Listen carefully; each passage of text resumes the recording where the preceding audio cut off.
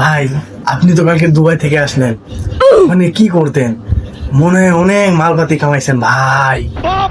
আরে বলিস না, মালবাতি বলতে কি, মূলত আমি এখানে সর্বপ্রথম সকালে উঠতাম, হ্যাঁ, ব্রেকফাস্টে বার্গার খাইতাম, খাওয়ার পর ওইখানে আমি গাড়ি ধুইতাম। তো ভাবিস না আমার গাড়িটা অন্য কারো, গাড়িটা হচ্ছে আমার। ভাই তারপর? দুপুরে খাওয়া দাওয়ার পর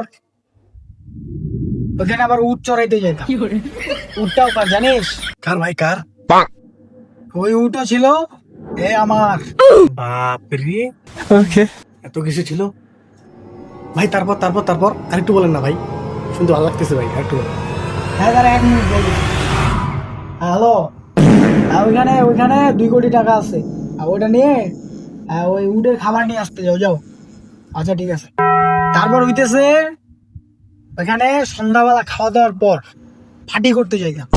কিন্তু পার্টি করার আগে কি করতাম জানিস? পার্টি করার আগে কি করতাম? পার্টি করার আগে কি করতেন ভাই? পার্টি করার আগে ওইখানে আগে সাপ করতাম, সবার কাছে চিপস নিতাম মোটা মোটা টাকা, সবাই পাউন্ড দিত, পাউন্ড। আর ভাবিস না এটা অন্য কারো বার, এটা আমারে বার, আমার এটা বারটাও ছিল আমার। টাকা পয়সা মালিক, অনেক টাকা পয়সা।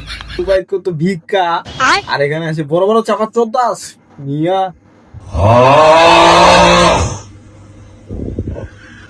Ah!